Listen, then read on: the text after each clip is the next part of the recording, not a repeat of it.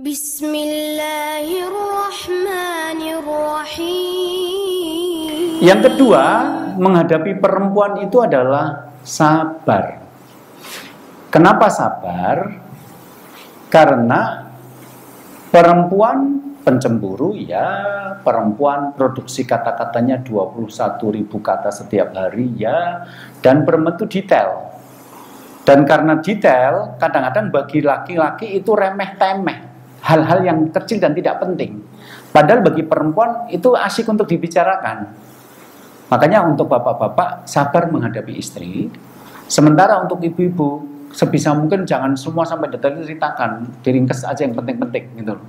Jadi kepada perempuan tantangannya adalah meringkas omongan agar tidak terlalu melebar. Sementara kepada bapak-bapak seringkas-ringkasnya versi perempuan itu tetap bagi laki-laki banyak yang tidak penting gitu loh. Seperti kasus WA tadi, laki-laki cuma pengen mendengar terima kasih diberikan handphone, terima kasih dipasang aplikasi WA, aku sudah terhubung dengan teman-teman, titik gitu loh. Jadi nggak perlu ceritakan temannya dulu yang jadi janda berapa, yang sekarang salah pilih suami siapa, yang sekarang miskin siapa, sukses. Itu bagi laki-laki tidak begitu penting, tapi bagi perempuan itu menarik untuk diceritakan masalahnya. Sabar ini dalam konteks sikap ditunjukkan Rasulullah dalam kasus ini. Dakhala alayya yauman Rasulullah SAW. Aisyah mengatakan pada suatu hari Rasulullah masuk ke rumahku, ya. Kemudian aku berkata kepadanya, Aina kuntu mundul yaum, Aina kunta mundul yaum. Hari ini Anda dari mana? Hari ini datang dari mana? Gilar dari mana tadi? Itu seandainya Rasul jawab dari alun-alun, dari nonton Pak Jokowi lewat, gitu malah nggak apa-apa. Tapi karena Rasul menjawab min Ummi Salamah, aku datang dari Ummu Salamah, Aisyah itu langsung kebakar emosinya, cemburu. Karena Ummu Salamah itu pesaing terberatnya Aisyah. Jadi istri Rasul itu kalau dibagi itu jadi dua grup, grupnya Aisyah sama grupnya Ummu Salamah gitu.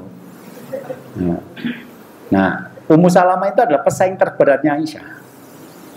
Jadi begitu mendengar min Ummi Salamah dari rumahnya Ummu Salamah, itu Aisyah itu bangkit rasa cemburunya. Jadi, kalau dulu saya pernah mengatakan Aisyah marah sama Rasul sampai Rasul mengatakan, aku tahu loh kamu sedang marah atau sedang ridho. Itu para ulama mengatakan marahnya Aisyah itu karena cemburu. Nah begitu ditanya, Rasul jawabnya adalah min Ummi Salamah. Maka Aisyah cemburunya bangkit kemudian bertanya, fakultu matasba min Ummi Salamah. Anda nggak bosan dengan Ummu Salamah? Nggak pernah kenyang tuh sama Ummu Salamah gitu loh. Coba kalau kita tidak sabar menghadapi kayak gini tuh, tak jotos sisan kowe iki ya bojoku wae, aku ya harus adil kamu. Itu ternyata di sini yang disebutkan di sini apa? Fatabasama. Maka Rasul cuma tersenyum. Rasul cuma tersenyum. Ya. Merasa pancingannya tidak berhasil, kemudian Aisyah bertanya lagi, "Ya Rasulullah, ala tukhbiruni an kalau annaka nazalta bi udwataini ihdahuma lam tur'a wal ukhra qad ru'ayat ayyuhumal kunta tar'a?" Ya Rasulullah, seandainya ada dua tempat untuk menggembalakan binatang ternak, yang satu belum pernah dipakai, yang satu sudah pernah dipakai, Anda akan memilih menggembalakan di tempat yang mana? Maka Rasul menjawab, allati lam tur'a, ya aku akan menggembalakan di tempat yang belum pernah dipakai untuk mengembalakan. Secara daun-daun mudanya belum pernah dimakan, itu daun pertama kali, pucuk, paling pucuk dan pertama kali, belum pernah dipetik. Ya, kemudian embun-embunnya juga masih seger. Dan yang jelas tidak ada serintil. Serintil itu kotoran kambing kalau bahasa Jawa. Namanya serintil. Makanya kalau sisri tapi ngeyel namanya serintil. Namanya sisri tapi orangnya ngeyel, celuannya serintil mulane. Nah, Rasul mengatakan alati lam tur'a, ya saya milih yang belum pernah dipakai buat mengembala. Nah setelah Rasul jawab begitu, Aisyah mengatakan fa'ana laisa ka hadimin nisa'ik. Kalau gitu saya nggak sama dengan istri Anda yang lain dong. Istri Anda yang lain, maaf, janda, pernah digembali sama laki-laki yang lain. Kan saya perawan, satu-satunya yang pernah pakai saya kan Anda, gitu. Untuk menunjukkan bahwa perawan itu beda loh sama janda, gitu. Ternyata Rasulullah menghadapi seperti ini dan Aisyah mengatakan, fatabas sama Rasulullah. Rasul cuma tersenyum. Jadi, maaf Bapak, ada saat-saatnya masalah-masalah rumah tangga itu memang solusinya cuma tersenyum, gitu loh. Ada, tapi jangan semua tersenyum. Mau ditagih uang belanja tersenyum, anaknya mau bayar SPP tersenyum, ya bahaya itu gitu loh. Tapi ada kasus di mana Rasul menghadapi masalah rumah tangga itu cuma tersenyum. Riwayat ini menjelaskan.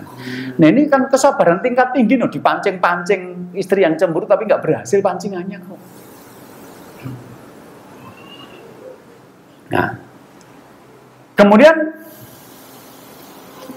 Ibnu Hajar al-Asqalani di sini ketika menjelaskan tentang perempuan diciptakan dari tulang rusuk yang bengkok tadi, beliau mengatakan siasatun nisa, strategi untuk menghadapi perempuan bi akhdil afi minhunna, dengan meminta maaf kepadanya dan wasobru ala iwajihinna, bersabar atas kebengkokannya. Jadi strategi untuk menghadapi perempuan, Pak, ini rahasia besar, jangan cerita-cerita sama ibu. Ya. Strategi menghadapi perempuan itu kata Ibnu Hajar adalah dua. Satu, minta maaf. Dua, sabar. Saya bertemu sama ibu yang cantik banget, suaminya jelek, Pak. Ketika saya tanya, kok bisa toh milih suami ini? Jawabannya, Pak, dia paling sabar.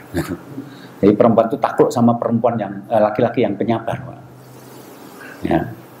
Jadi seolah-olah tidak ada cara yang lebih baik menghadapi perempuan kecuali bersabar dan minta maaf kalau salah. Jadi ibu-ibu sering jengkel kalau suaminya udah jelas-jelas salah, bukan minta maaf malah pergi sama temennya mancing. Itu sakit hati banget itu, Pak. Itu. Jadi nanti Bapak gampang ya, makanya kalau apa-apa ibu marah langsung ngaku, ya udah aku salah, itu aja minta maaf gitu loh, Pak. Nah, meskipun bersungut-sungut istri Anda bilang, udah, tak maafkan, tapi jangan diulang lagi, ini yang terakhir, gitu ya. Tapi nanti kalau saya ketemu sama ibu-ibu, saya bilang, Bu, memaafkan juga ada batasnya loh, Bu. Saya bilang gitu nanti. Karena kalau enggak, bapak-bapak minta maaf terus saya pekerjaannya, gitu loh, Pak.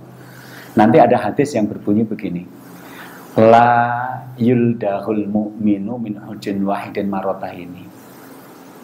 Orang mukmin itu tidak akan digigit ular berbisa dari lubang yang sama 2 kali. Jadi nanti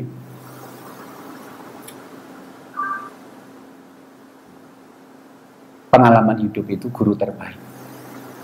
Tapi berapa banyak orang yang menghadapi pengalaman yang menyakitkan tapi tidak pernah mengambil pelajaran. Maka kalimat la yuldahul mu'minu min hujun wahidin marota ini, orang mukmin tidak digigit ular berbisa lubang yang sama 2 kali. Itu artinya gini, tidak semua memaafkan itu baik secara mutlak. Tidak bersikap sopan santun kepada semua orang itu baik secara mutlak. Tidak membantu kesulitan orang itu baik secara mutlak, tidak. Ketika orang itu dari bantuan kita malah jadi tergantung, maka menjadi tidak baik.